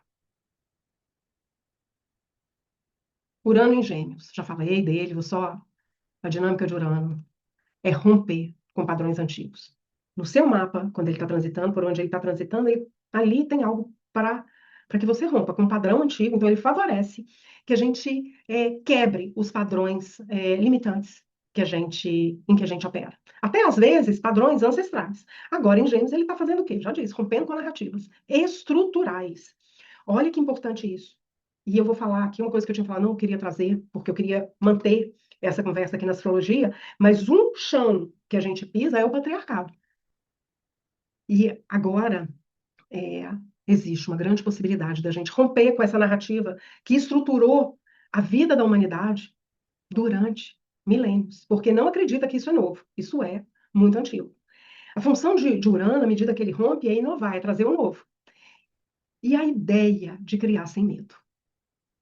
Ele não tem medo de errar. É não ter medo de errar, é tentar, não deu certo, tenta de novo, tenta de outra forma. O que está ativo, né? É, o que está ativo agora? O pequeno triângulo, já falei das mudanças da narrativa, ele participa desse triângulo ativamente, e esse triângulo, ele se encontrar agora, essa semana, no grau 4. Pega o seu mapa e vê onde está o grau 4 de Aquário, onde está Plutão, de Netuno, onde está Áries. O grau 4 de Áries, onde está Netuno, e o grau 4 de Gêmeos, onde está Urano. Mas Júpiter, que também está formando a alça desse berço, no grau 4 de Leão. Então, olha, quais as áreas da sua vida estão sendo tocadas? Olha, não sei. A gente tem uma condição depois para poder aprender e entender isso como significados, porque não adianta só entender como isso significa para os outros, tem que entender o que isso significa para você. Eu já falei do Mercúrio retrógrado, esse ano, Mercúrio, a cada ano, ele retrograda 3 vezes. E ele retrograda em signos da mesma natureza. A base do zodíaco são os elementos: fogo, terra, ar e água. E esse ano ele está retrogradando em signos de água. Ou seja, existe uma busca por olhar, trazer uma nova compreensão para as nossas dinâmicas emocionais. Tanto as mais superficiais, aquelas que nos conduzem, como aquelas que estão enraizadas. Ali no fim do ano, ele vai retrogradar em Escorpião. Em Escorpião também a gente vai ter esse ano a Vênus retrógrada. A Vênus retrograda, a Vênus é um planeta rápido também, que anda muito próximo do Sol. Retrograda mais ou menos a cada 1 ano e 8 meses. E ela sempre retrograda nos mesmos signos, 5 signos. E nesses pontos onde ela começa aquela retrogradação, e aí ali, como ela anda muito próxima do Sol, ela se encontra com o Sol. Neste ponto, forma uma ponta. E a Vênus, com isso, ela desenha no céu, nesses momentos de retrogradação, uma estrela de 5 pontas. Um pentagrama. Que fala do nosso caminho de abundância. No mapa de cada um de nós tem esses pontos. Mais na frente, eu não vou me estender com isso, mais na frente, quando ela começar a retrogradar, a gente vai fazer um evento para entender quais são, de onde a gente está vendo, quais são os pontos de onde Vênus vem retrogradando e por onde ela vai retrogradar, para você marcar no seu mapa esses pontos e aprender a trabalhar a sua noção de abundância, de alto valor, de merecimento, que é isso que Vênus fala. Antes de falar de Hércules, eu quero só trazer alguns conceitos aqui importantes. O nosso cérebro, o nosso corpo, é o nosso HD. Imagina como uma máquina. E a nossa mente consciente é como software. Todas as informações, os dados que você vai colocando aí para dentro, aquilo que você aprendeu ao longo da sua vida, tudo isso vão formando um banco de dados que você usa para quê? Para fazer escolhas, para decidir. Tanto informações sobre você, como você se vê, as histórias que você conta para você, como você enxerga o mundo e acredita, aquilo que você foi alimentado a acreditar, que é assim, que é assado. Tudo isso te leva automaticamente, sem pensar, a decidir, a escolher. Mas também te permite, te dá um banco, esse banco de informações também contém uma parte que te permite planejar, escolher com clareza. E como eu digo sempre, o que você tem que ver? Quem está escolhendo? O seu falso eu ou esse eu divino, esse eu sagrado? Quem está? Quem está no comando dessa sua mente cognitiva que está planejando, que opera em começo, meio e fim? Essa mente cartesiana, ela serve à estrutura, né? E ela permite a clareza, e a clareza é importante. E aqui eu queria te trazer 3 As, para você anotar aí, que é a melhor funcionalidade dela. Aprende, aplica e alcança. Se algo no meio do caminho não aprendi, aprende de novo, busca outras informações que te façam aprender de maneira direcionada. Aprendeu, vai aplicando. Aplicou, não está indo muito bem, não está alcançando o resultado, volta. Aplica de outra forma, ou vai lá e aprende de novo. A vida é essa dança. Podemos fazer isso de maneira estruturada, com um planejamento empático? Podemos. Claro que nós podemos. Inclusive, essa é a minha proposta. E a gente também tem uma mente inconsciente. A mente inconsciente ela é governada pelas nossas emoções, a gente já falou disso, ela é governada pelas nossas emoções e, na verdade, ela comanda a maioria das nossas escolhas. A gente já disse isso a partir da química cerebral. E essa mente ela é atemporal, ela não tem essa noção de começo, meio e fim. Aquilo que você viveu lá atrás, na sua infância, o seu corpo entende como agora, no momento em que você vive uma experiência semelhante. Vou te contar outra historinha rápida sobre mim. Meu pai corria muito com carro. Muito. E a gente morria de medo. Minha mãe ficava lá tentando segurar. E a gente ficava atrás. Eu, então, ficava. Posso falar de mim, da minha experiência. A leitura que a gente tem, ele tinha uma direção muito perigosa e inconsciente. Ok, meus pais faleceram quando eu era muito nova. E só que essa experiência não passou. Toda vez que eu entro no carro com uma pessoa, a pessoa não precisa nem estar dirigindo muito rapidamente. Mas se ela se aproxima mais de um carro, eu já começo, meu coração já dispara, meu corpo já entra em estresse. Com você acontece alguma coisa assim? Tem algo na sua vida que o seu corpo reage por uma experiência que você viveu lá atrás e que hoje você consegue até nomear? Eu, durante muito tempo, não conseguia nomear e as pessoas me achavam meu filho. Não, mas pelo amor de Deus, meu marido. Ai, não, até que um dia caiu a ficha. Eu falei, é isso, amor, não briga mais comigo. Eu vou tentar. Mas nesse caso, é muito difícil que o meu corpo aprenda a não ter medo. Eu preciso mostrar que ele está seguro, e para que ele entenda que ele está seguro, eu preciso que você tenha uma direção mais consciente. E hoje ele faz isso. É, não é gostosinho passar por esses momentos e ter esse entendimento. Eu aqui dei um exemplo de uma coisa de carro, mas que me trouxe uma memória desafiadora, que era a postura do meu pai. Porque é isso que a criança lê. Eu estou desamparada. Então, não é gostosinho, mas é um sinal de que o nosso corpo tem uma inteligência incrível a serviço da nossa sobrevivência. Então, a gente tem que aprender a ouvir e entender de onde vem isso que eu sinto. Eu sei que o meu pai não fazia isso por mal, ele não tinha uma intenção. O que faltava era a consciência mesmo, né? E a gente, o que que a gente tem que fazer? Buscar, trazer realmente, buscar essas coisas que às vezes nos limitam e nos impedem de viver uma vida mais tranquila, mais consciente. E a gente tem astrologia, a gente tem análise, a gente tem terapias. A astrologia não é o único campo para essa consciência. Mas eu vou te dizer uma coisa, ela é o mais rápido. A questão é que a astrologia foi descredibilizada ao longo dos tempos como um campo místico, que não é assertivo, e é. Ela é assertiva e veloz. e ela entrega aquilo que a gente precisa escutar. Desde que a gente escute a astrologia, desde que a gente escute o nosso mapa, junto com o que a pessoa está contando sobre a história dela. Um outro caminho são perguntas direcionadas. Hoje eu fiz algumas aqui para vocês, que vocês devem procurar responder. E sempre que você quiser saber alguma coisa, faça pergunta. Pergunte em voz alta. A escrita criativa, terapêutica é outra coisa. Inclusive, ela é uma ferramenta de despressurização daquilo que fica ali, que a nossa mente fica ruminando. É, e o mais incrível de tudo isso é que a gente pode mudar. A gente pode mudar a nossa história. A gente pode mudar a nossa realidade.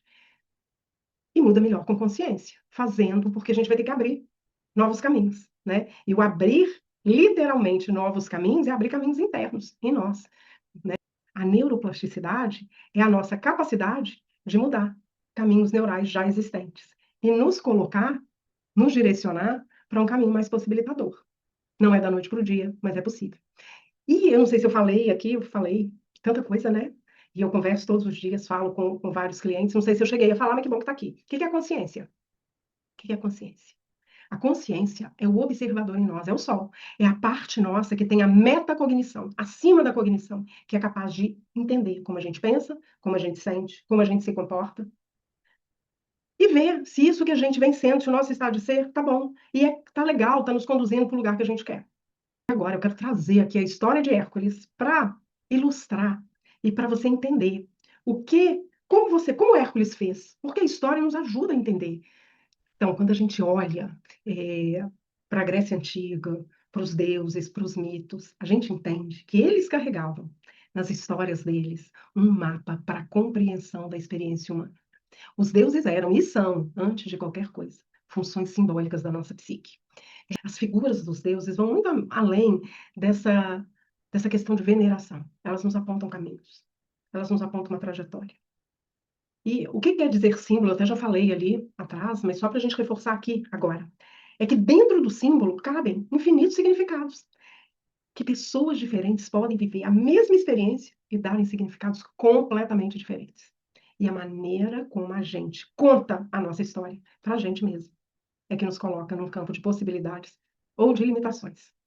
Então, quando um mito é escutado, ele os caminhos, aquela história, ela tem o poder de atravessar a lógica da mente, porque a mente é resistente. Então, ele tem o poder de atravessar essa lógica da mente, e com isso, eles conseguem alcançar lugares profundos, conteúdos guardados em algum lugar, lá dentro de nós, né? Certezas, e nos apresentarem um outro caminho. É lógico que eu vou contar aqui, vou trazer uma interpretação, eu não vou deixar o mito correr solto, mas você pode fazer esse exercício. O mito de Hércules, ele gira, eu escolhi por isso, ele gira em torno de um tema central fundamental para cada um de nós que está vivendo nesse momento agora, mas é para qualquer pessoa em qualquer tempo, né? Tanto que ele atravessa os tempos, né? Ele fala da busca de sentido quando a gente perde tudo, depois que a gente perdeu tudo.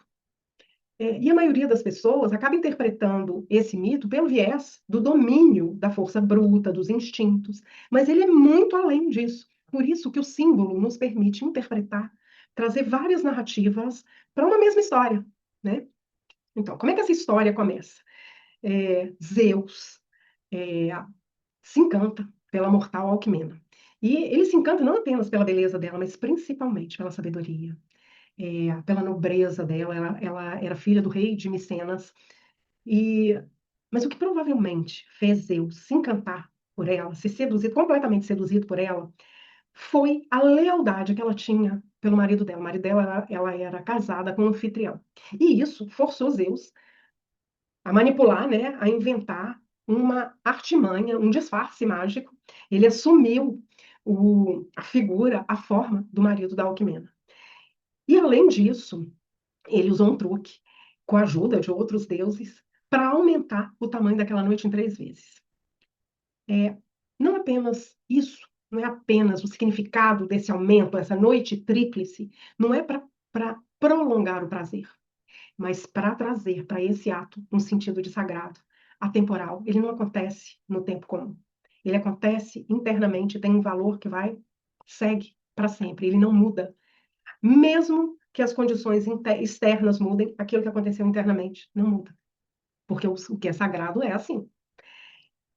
E aí, após a saída de Zeus, quando Zeus foi embora, o verdadeiro anfitrião, marido da Alquimena, retorna. Ele estava numa expedição militar. E ele chega todo quente, esperando uma recepção festiva e apaixonada da mulher. Mas a mulher está lá, confusa, fria, um pouco distante, e afirma para ele que eles já haviam passado a noite passada juntos, já tinham passado a noite anterior juntos. O anfitrião ficou com a pulga atrás da orelha e resolveu consultar o Tiresias, que era o adivinho, o cego de Tebas. E esse profeta, então, disse, revelou para ele a grande verdade, que o visitante daquela noite tinha sido Zeus disfarçado dele mesmo. O que restava então ao anfitrião, depois que ele soube dessa verdade?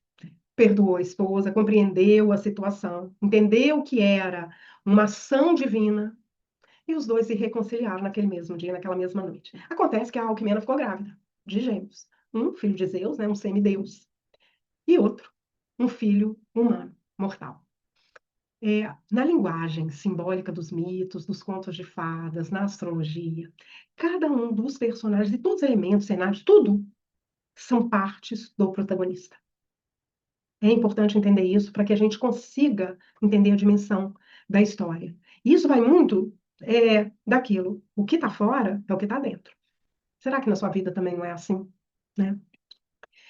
Então, quando Zeus ficou sabendo do nascimento do seu filho, e esse nascimento estava próximo, ele proclamou que o primeiro descendente da linhagem de Perseu se tornaria herdeiro do trono de Micenas. Pensando já lá, né? No filho dele. Era mulher de Zeus, porque, para quem não sabe, Zeus era casado com ela. A deusa descobre descobre a traição do marido, e imediatamente ela já começa a forjar uma vingança. E o que ela faz? Ela antecipa o nascimento de Euristeu, que era primo do bebê de Alquimena, e também descendente do Perseu. Com isso, o trono de Micenas vai para Euristeu. Nasce os bebês de Alquimena, nasce o filho de Zeus.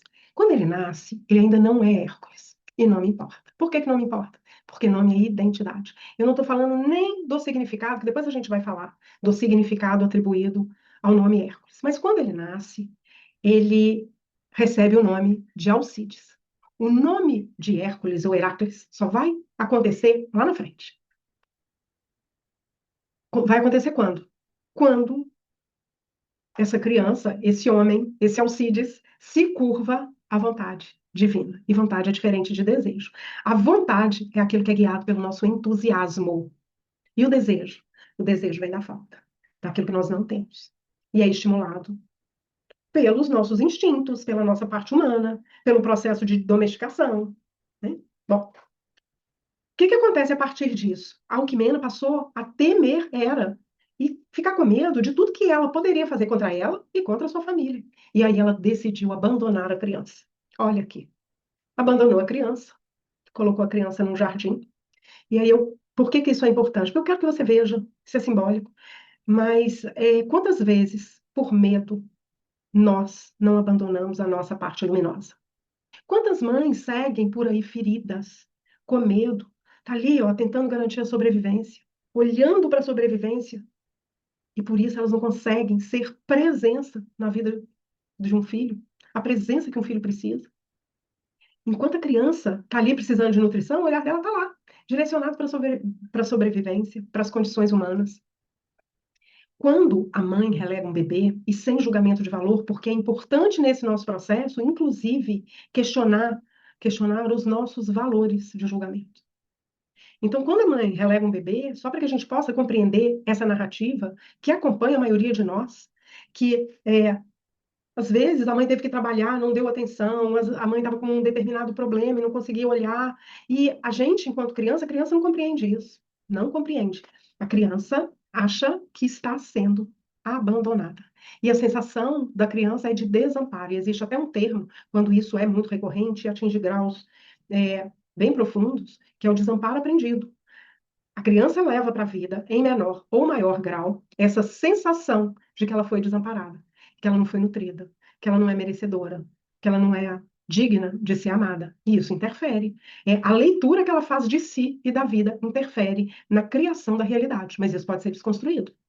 Né? E é por isso que eu achei importante trazer essa parte, porque a história de Hércules é enorme. Nós vamos contar aqui só do período em que ele foi gerado até a parte em que ele, antes dele começar os trabalhos de Hércules. E aí o que acontece a partir daí?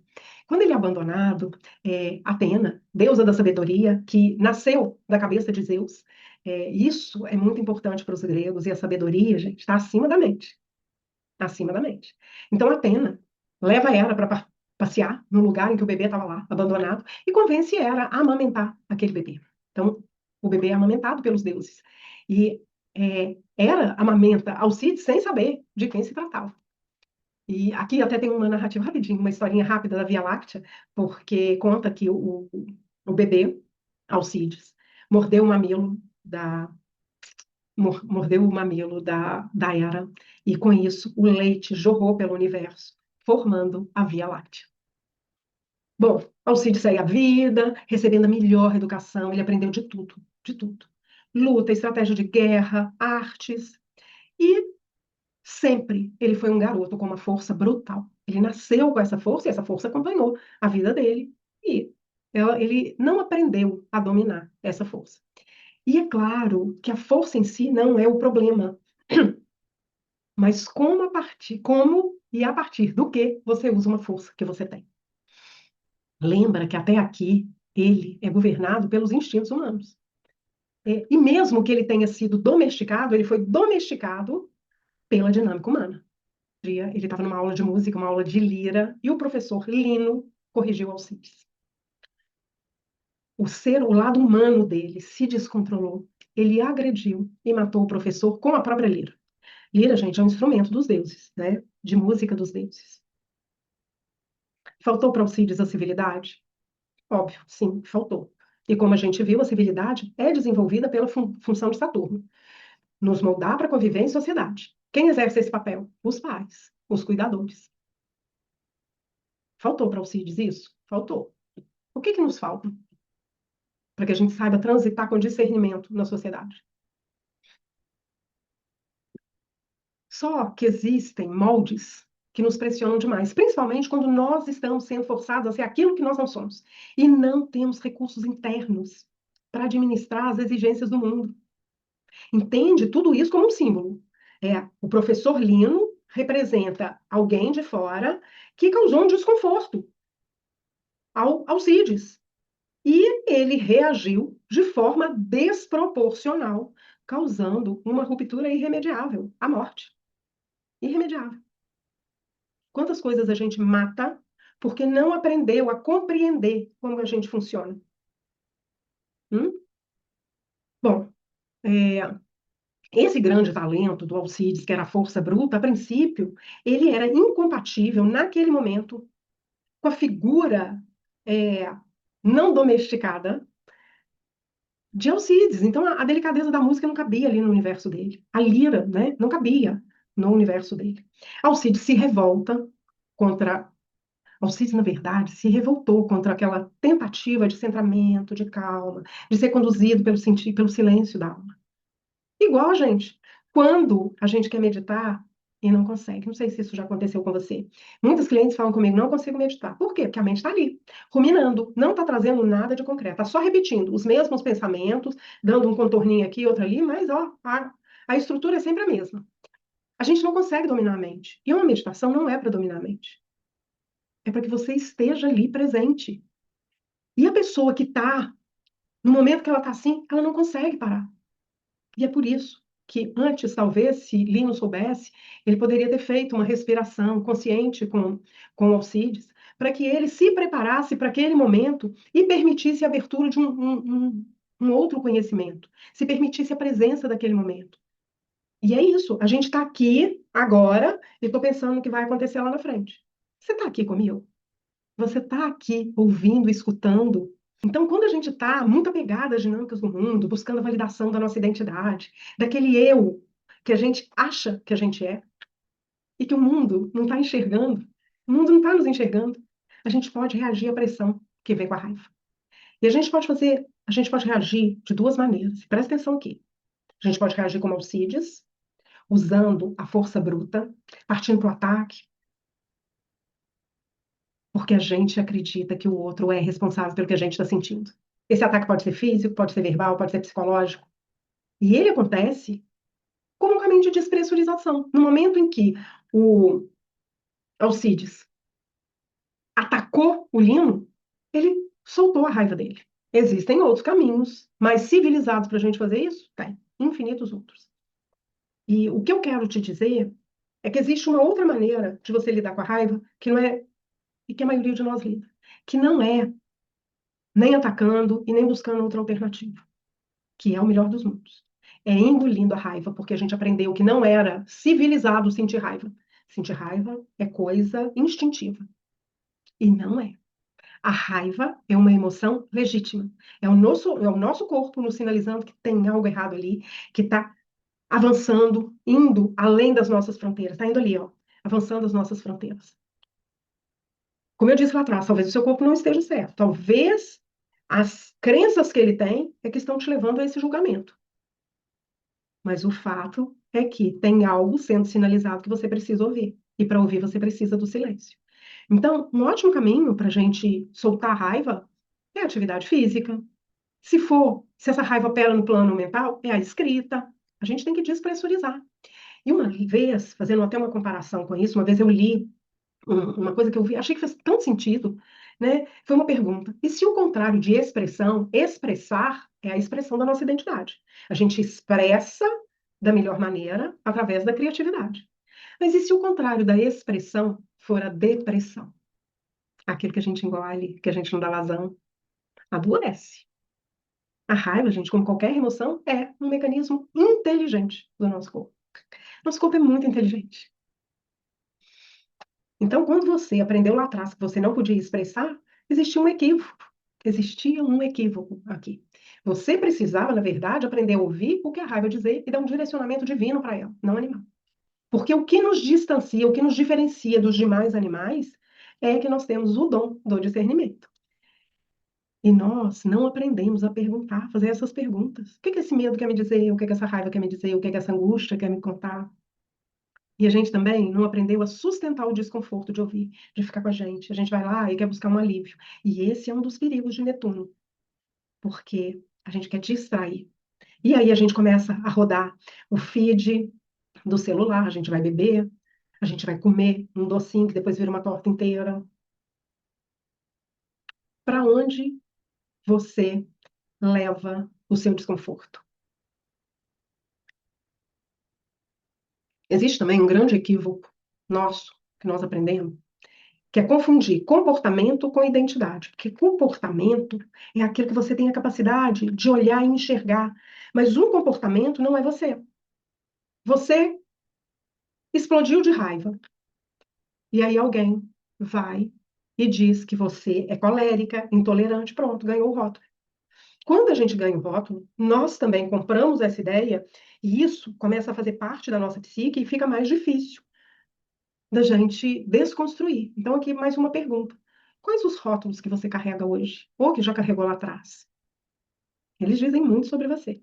Bom, Alcides, é lógico que Alcides foi banido, né, do reino. Ele foi banido de Micenas, porque é assim que o mundo faz. Comigo, com você, com ele. Quando a gente faz algo considerado errado, e eu não, sem juízo de valor, nós somos excluídos. E tá aí a razão pela qual a gente tenta se encaixar, até naquilo que a gente não concorda muito. Para quê? Para que a gente não seja excluído. Existe no, tá até no nosso DNA, com certeza, né? Dentro disso que a gente traz, lá de trás, está presente dentro da gente. Lá atrás, quando a gente vivia na selva, quando a gente era é, excluído, banido, a gente ficava relegado à nossa própria sorte. Já imaginou o que é isso? No mundo, para lidar com animais super ferozes, morte certa. Então, a gente tem um registro de que se a gente não pertencer, nós estamos condenados à morte. Ele está no chão, que a gente pisa. É uma crença que a gente não sabe que a gente tem. E eu estou nomeando ela aqui agora para você. É, bom, parei onde o Alcides foi banido. E depois que ele foi banido, tem uma série de histórias em que ele vai transitando, ora é, usando a sua parte humana, ora usando a sua parte divina, e vai, como todos nós. A gente não é, a gente não opera só de um lado, do lado escasso. A gente opera também com abundância. Só que a gente não sabe dar nome, a gente não enxerga isso. E ele foi lá, né? Lógico que, como ele tinha uma força bruta não domada, na maioria das vezes ele usava essa força de uma maneira é, bem impulsiva. E aí, ele casou, teve filhos e achou que tinha encontrado, né, o seu caminho, porque afinal de contas é isso que o mundo fala, né? Você vai crescer, desenvolver, vai desenvolver uma profissão, vai estudar, desenvolver uma profissão, vai trabalhar, vai se sustentar, vai casar, vai ter filhos, vai dar continuidade à sua vida de uma maneira linda e bela. E ele lá fez isso e achou que estava cumprindo os papéis que lhe foram atribuídos pelo mundo, pelo mundo.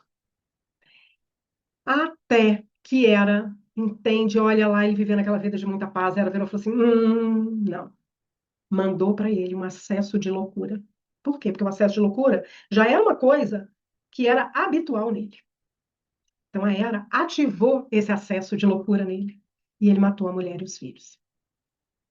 E antes que você se revolte com a Hera, lembra que no mito todos os personagens são o próprio protagonista, né? A parte, nossa parte divina, não quer a nossa vida morna. A nossa parte divina quer que a gente cresça, quer que a gente dê sentido à nossa existência. E da mesma forma, né, que a vida empurrou o Alcides, o nosso herói, para sair do marasmo, ela faz isso com a gente, né? E não é o mundo lá fora. A gente está falando que é a crise do mundo lá fora. Você não estaria aqui se você não tivesse que viver essa crise e essa crise não tivesse que ter um significado na sua vida. Hum? Tudo tem que ter um sentido. E é a busca de sentido que faz com que a nossa vida tenha significados mais nobres. A nobreza é de Leão, a nobreza é do divino. Quando a vida traz um evento muito significativo de encerramento, e a gente tem Plutão participando desse, dessa configuração, então desde o ano passado você já pode estar sentindo alguns encerramentos, algumas coisas que estão saindo da sua vida, algumas coisas que vieram para te acordar, né? Quando a vida traz isso, o que ela quer é que você vá em busca de si mesma, porque você não está, você estava na distração. E essas coisas nos acordam. Quantas pessoas, depois de passarem por uma experiência devastadora, conseguiram dar outro significado para a vida delas? E o que que a gente faz quando isso acontece? Não é por culpa nossa, é porque nos falta recurso para compreender. Mas agora você já está aqui, está ouvindo isso que eu estou falando. Mas a nossa primeira tentativa é fazer de tudo para segurar aquilo, para controlar aquilo que já cumpriu o papel. Então, como eu disse, a astrologia chama isso de Plutão. E quando nós estamos diante da ação de Plutão, que a gente não tem controle algum, não tem. Plutão vem nos tocar em lugares em que a gente não tem controle, mas a gente tenta segurar. E como a gente não tenta segurar, a gente não consegue segurar, a gente entra em crise de ansiedade. Porque a gente não está conseguindo controlar. A crise de ansiedade é isso. E a gente não consegue porque a gente não tem recursos para entender, ok, e agora o que que eu posso fazer com isso? Mesmo que o fazer com isso não seja instantâneo, mas que a gente tenha um direcionamento. Ok, tá difícil, não estou falando para desconsiderar a travessia, mas eu estou dizendo que a gente tem que ter um olhar para além da travessia. É isso que esse céu está nos chamando. Mesmo que a gente passe por um momento de luto de algo na nossa vida, e aqui eu quero dizer, o que que Alcides perdeu ali não foi a mulher, nem os filhos, e é isso que a gente tem que entender. O que a gente perde são os nossos papéis. Foi o apego a uma identidade, ao papel que ele exercia, que ele tinha encontrado a paz, o papel de marido, ao papel de pai. E a gente, quando a gente perde um emprego, aquele papel que a gente exercia ali. Talvez essa pergunta já esteja te atravessando, já tenha te atravessado em algum momento. Quem sou eu? Ou quem eu sou? Quando aquilo que eu acreditava que eu era, ou que eu tinha, se perde. A gente perde a nossa identidade. É isso, mas a gente perde para quê? Para reconstruir uma outra identidade. E o processo realmente não é fácil. É aquele processo que a gente chama de a noite escura da alma. Olha, não necessariamente. A gente precisa vivenciar uma fatalidade para chegar nesse ponto de vazio da nossa própria identidade. Basta que a gente comece a compreender que está faltando sentido. E a gente olha, cara, fiz tanto, trabalhei tanto, mas e aí? Cadê o sentido que não chegou? E o céu agora está provocando exatamente isso. É por isso que eu estou contando esse mito. Ele está provocando essa busca por você. E aí, o que que acontece com Alcides? Alcides fica desesperado. Ele entra, né, na noite escura da alma. E ele está vivendo uma situação de Plutão. E se a gente olhar para esse céu, Plutão em Aquário agora está confrontando Júpiter em Leão, mas agora também confronta o próprio Sol, que é a nossa identidade, porque o Sol chegou ali. A gente já falou, eu só estou ilustrando aqui, diante dessa história. No próximo ano, Plutão vai se juntar ao nodo, ele vai participar dos eclipses.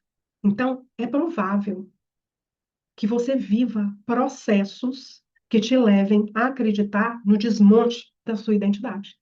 E o que é importante seria você responder é qual o significado esse céu pode ter na sua vida. Não para se antecipar e prever, nossa, e ficar com medo, não é sobre isso. Porque no momento em que você entende qual que é o seu caminho sagrado, tudo muda. Você vai conseguir passar de uma outra maneira pelas adversidades. Esse céu é um presente dos deuses. E a minha leitura é de que o mundo vai mudar, vai se transformar, mas vai se transformar para um lugar melhor. Só que isso depende de cada um de nós. Você já entendeu que o nosso cérebro não gosta de transformação. Então, mesmo que seja para ir para um lugar melhor, talvez seja preciso ensinar para o nosso corpo como é viver nesse lugar. Esse é o melhor caminho. E é você quem escolhe a sua versão que vai viver nesse novo tempo.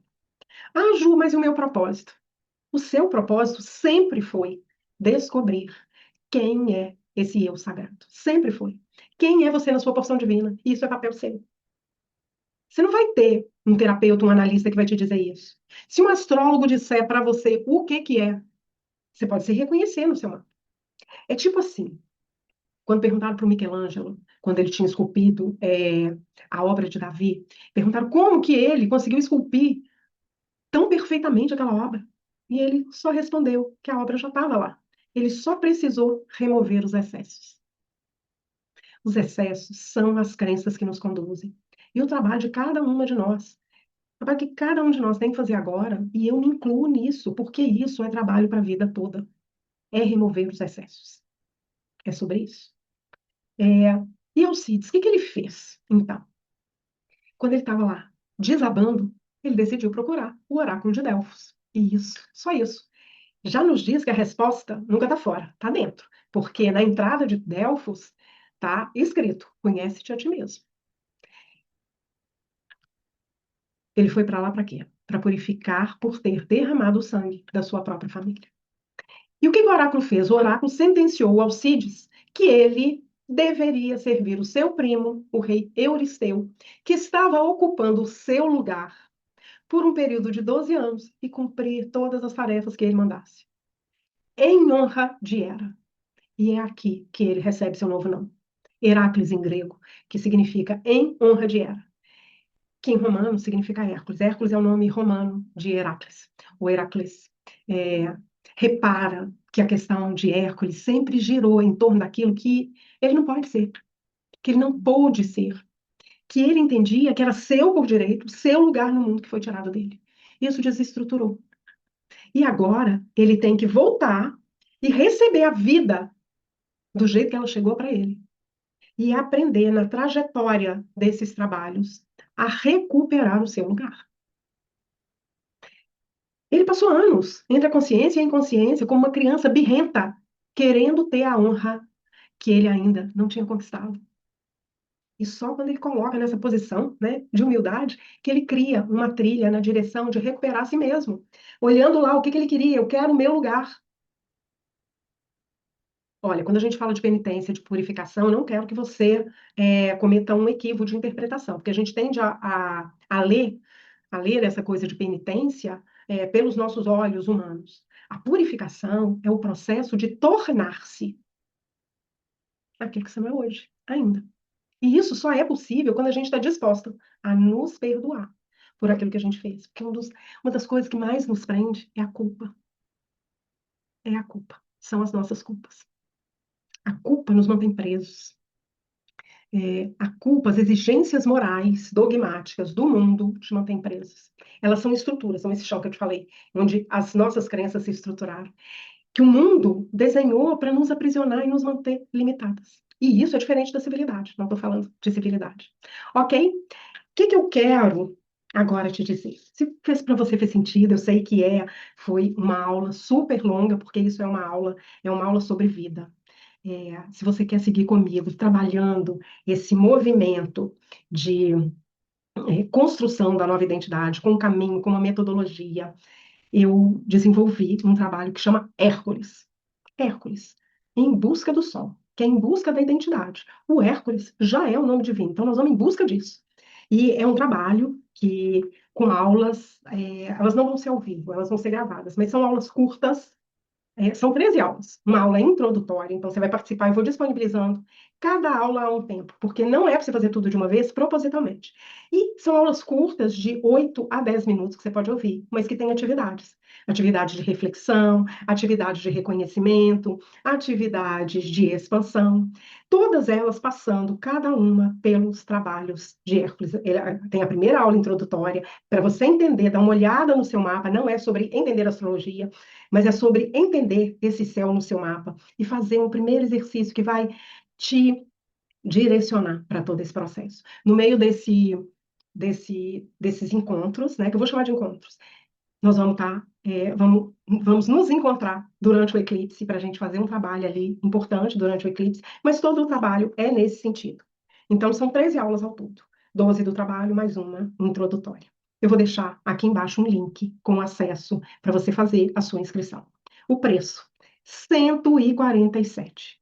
Essa é a primeira vez que eu estou lançando esse trabalho de Hércules.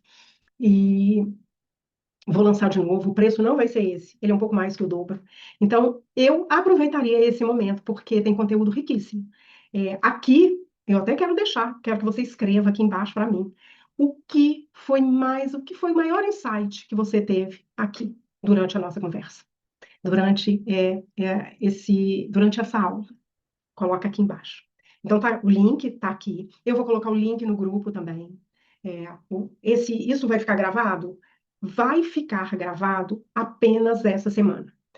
Depois eu vou tirar do ar, mas vai fazer parte do pacote. Essas aulas, essa oficina, porque eu prefiro chamar de oficina porque é mão na massa. Essa oficina, ela vai ficar hospedada, já está, né? Hospedada na Hotmart, ok? Então é isso. Te vejo lá dentro.